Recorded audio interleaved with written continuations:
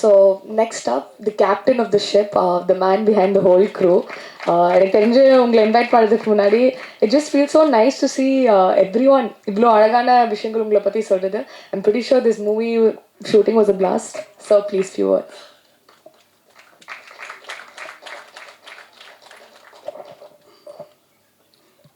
எல்லாருக்கும் வணக்கம். வந்ததுக்கு ரொம்ப நன்றி.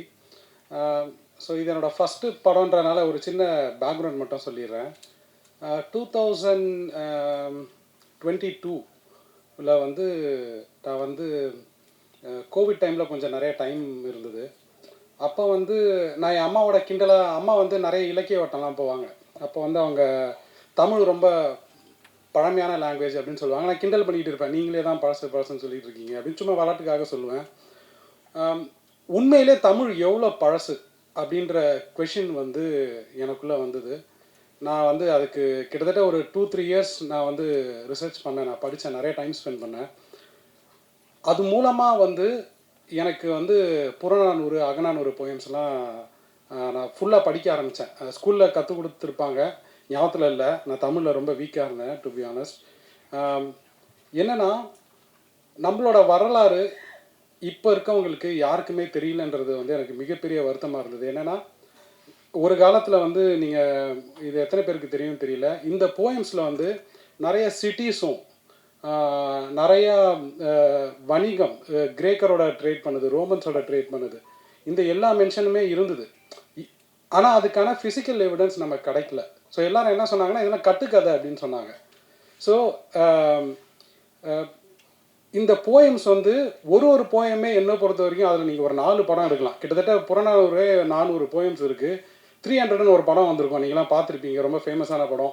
எனக்கு தெரிஞ்ச அந்த படம் தமிழ் படமாக தான் எடுத்துருக்கணும். ஏன்னா அந்த மாதிரி கதை இங்கே எவ்வளோ இருக்குது, அந்த மாதிரி கதைங்க நமக்கே தெரியல. அது வந்து உண்மையிலேயே வருத்தத்துக்கு ஒரு விஷயமாக தான் நான் பார்க்குறேன். ஸோ எனக்கு என்ன ட்ரைவாக இருந்ததுன்னா, இப்படி ஏன் மற்றவங்க எடுக்கலன்றது கேட்கறது விட்டுட்டு நான் ஏதாச்சும் பண்ணோன்னு தான் நான் வந்து புறம்னு ஒரு ஷார்ட் ஃபிலிம் எடுத்தேன்.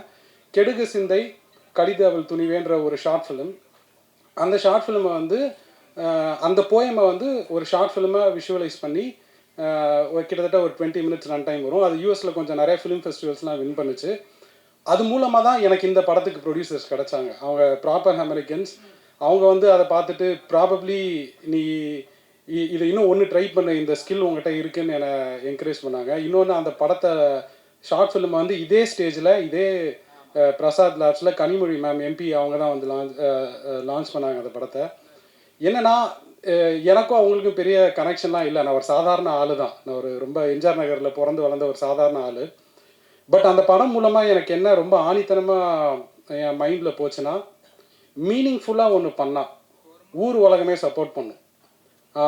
அதுதான் வந்து நான் என்னோட ஒரு ஸ்ட்ராங் ரியலைசேஷனாக இருந்தது. ஸோ நான் ஐடியில் இருந்தாலும் எனக்கு வந்து சினிமா மேலே பயங்கரமான பேஷன் உண்டு. என் அப்பா வந்து சின்ன வயசுலேயே எனக்கு ஃபஸ்ட்டு காமிச்ச படம் வந்து தேட்டரில் கூப்பிட்டு போய் காமிச்ச படம் வந்து ஜுராசிக் பார்க். அந்த டைனோசர்லாம் வந்து உண்மையாக பொய்யான்னு புரிகிற வயசில் கூட நான் இல்லை, பயங்கரமாக இருந்தது பார்க்க. ஸோ அப்பாவனால எனக்கு வந்து சினிமாவில் கண்டிப்பாக அந்த இன்ட்ரெஸ்ட் இருந்தது. ஸோ எடுத்தால் நான் அடுத்து என்ன அர்த்தமுள்ளதாக எடுக்க முடியுன்றதான் எனக்குள்ள கொஷினாக இருந்தது. எனக்கு என்ன தோணுச்சுன்னா, நான் சொன்ன மாதிரி பிறந்து வளர்ந்தது எல்லாமே எம்ஜிஆர் நகர். எங்கள் தெருமுனையில் ஒரு அங்கிள் வந்து மளிகை கடை வச்சுருக்காரு. எனக்கு நினைவு தெரிஞ்ச நாள்லேருந்து 35 வருஷமாக அந்த அங்கிளோட கடை அதே சைஸில் தான் இருக்குது. கொஞ்சம் கூட குறையல, கொஞ்சம் கூட ஏறலை. இது அவரை பற்றி, அவர் லைஃப்பை பற்றி நான் யோசிச்சிருக்கேன். டெய்லி எழுந்திக்கிறாரு, அந்த கடைக்குள்ளேயே இருக்கார். அவர் வந்து தான் முன்னேற வாய்ப்பே இல்லைன்னு தெரிஞ்சும் தான் ஓடுறாருன்னு நான் நினைக்கிறேன். இது வந்து அவரோட இன்டெலிஜென்ஸுக்கான இண்டிகேட்டர் கிடையாது, அவரோட சூழ்நிலை அப்படி. நம்மளோட நிறைய பேரோட சூழ்நிலை வந்து அப்படி. என்னென்னா, நமக்கு இருக்க செட்டப் இருக்குல்ல, ஃப்ரேம் ஒர்க், அதுவே நமக்கு நிறைய லிமிட்டேஷன்ஸ் தரும். அது வந்து it's not an indicator of our intelligence. So ஒரு சாதாரண மனுஷனுக்கான ஒரு லிமிட்டேஷன் எப்பவுமே வெளி உலகத்தில் உண்டு. நம்ம மற்றவங்க ஆட்டோ யூனிஃபார்ம் போட்டால் மற்றவங்க உங்களை ட்ரீட் பண்ணுற விதமோ, இல்லை நீங்கள் சார் இப்போ செப்பல் போட்டிங்கன்னா உங்களை ட்ரீட் பண்ணுற விதமோ, இது எல்லாமே கண்ணுக்கு தெரிஞ்சும் கொஞ்சம் தெரியாமல் கொஞ்சம் இருக்குது. ஸோ அந்த மாதிரி ஒரு அப்பா பசங்களுக்காக நாய் மாதிரி ஓடுறாரு. திடீர்னு பார்த்தா பசங்களுக்கும் அவருக்கும் ஒரு கேப் இருக்குது. அந்த அப்பாவுக்கு எவ்வளோ வலிக்கும், அதுதான் இந்த படம். ஸோ என்னென்னா, இந்த கதையை நான் வந்து எழுதி முடித்ததுக்கப்புறம் ஒரு நல்ல அப்பா கிடைக்கணும்னு நான் தேடிட்டு இருந்தேன், வலைவீசி தேடிட்டு இருந்தேன். அப்போ தான் வந்து காளி சார் வந்து இந்த கதைக்கு எஸ் சொன்னார். நான் இன்ஃபேக்ட் நான் இன்னொரு மைண்ட் செட்லேயும் இருந்தேன். கரெக்டான அப்பா அந்த படத்துக்கு வந்து மாட்டலன்னா அந்த படமே எடுக்க வேண்டான்ற மைண்ட் செட்டில் தான் இருந்தேன். Kali Venkat sir, thank you so much for doing this. Kali Venkat sir பற்றி நான் என்ன சொல்லுவேன்னா, ரொம்ப உண்மையாக இருக்கும், எல்லாமே ரொம்ப உண்மையாக இருந்தது. எனக்கு வந்து ஒரு ஃப்ரேம், ஒரு செகண்ட் கூட வந்து போலித்தனமாக இந்த படத்தில் வந்து எதுவுமே இருக்காது. எல்லா ஆக்டர்ஸுமே, காளி வெங்கட் சார், ஷெல்லி, விஸ்வா, ரோஷினி, ஒரு மோமெண்ட், மீதி அதர் ஆக்டர்ஸ் ஒரு மோமெண்ட் கூட பொய்யா இருக்காது, ரொம்ப உண்மையாக இருக்கும். இந்த படம் வந்து எப்படின்னா, உங்கள் லைஃப்பில் நீங்கள் உங்களுக்கே தெரியாத ஒரு பெர்ஸ்பெக்டிவ் இருக்கும்ல, ஒரு அழகான பெர்ஸ்பெக்டிவ் இருக்கும்.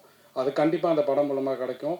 சத்யராஜ் சொன்ன மாதிரி, சத்யராஜ் சார் கேரக்டர் இந்த ட்ரெய்லரில் சொன்ன மாதிரி, சர்ஃபேஸ் லெவலில் நோ ஆக்ஷன், மிடில் கிளாஸ் லைஃப்பில் என்ன இருக்கும், no action, no adventure, no romance, so sad அப்படின்னு சொல்லுவார். பட் இது எல்லாமே இருக்கும், அது உங்கள் லைஃப்லையும் இருக்குது. அது வந்து கண்டிப்பாக இந்த படம் மூலமாக உங்களுக்கு ஒரு ரிஃப்ளெக்டிவ் எக்ஸ்பீரியன்ஸாக இருக்கும். சப்போர்ட் பண்ணுங்கள். Thank you so much. கடைசியாக வந்து என்னோட க்ரூ, என்டையர் க்ரூ, டைம் இன்ட்ரெஸ்ட்டில் நான் வந்து ஃபுல்லாக பேசலை. ஆனந்த், பாலா, என்னோட எடிட்டர் சதீஷ், ஹரிகிருஷ்ணன் ஜிஏ, அவர் இல்லைன்னா அந்த படம் நடந்திருக்காது. முக்கியமாக வந்து அபிஷேக் ராஜா. என்னென்னா, எனக்கு வந்து சினி இண்டஸ்ட்ரியில் எந்த கனெக்ஷன்ஸுமே இல்லை. ஒரு ஸ்டெப்பும் எதை பற்றியுமே யோசிக்காமல் எனக்கு ஹெல்ப் பண்ணது வந்து அபிஷேக் தான். Abhishek, thank you so much for doing everything. Thank you. And then in fact அவர் மூலமாக தான் ட்ரீம் வாரியர் பிக்சர்ஸ் அவர் தான் வந்து பார்க்க வச்சார். நான் இன்ஃபேக்ட் அவங்களோட படத்தோட மிகப்பெரிய ஃபேன், அவங்க எடுத்த எல்லா படத்தோட மிகப்பெரிய ஃபேன். ஸோ எனக்கு வந்து ஒரு மாதிரி சரியெல்லாம் தான் இருந்தது. ட்ரீம் வாரியர் பிக்சர்ஸ் பேனர் பார்க்கும்போது எனக்கு ரொம்ப சந்தோஷமாக இருக்கும். I have to thank Kovan sir, எங்கே இருக்காருன்னு தெரியல. Kovan sir, thank you so much for all your support. And then முக்கியமாக S R Prabhu sir, thank you so much for your support sir, grateful. கண்டிப்பாக இந்த படத்தை சப்போர்ட் பண்ணுங்கள். This will be a fun emotional ride. I hope you all enjoy it in the theatres. Thank you.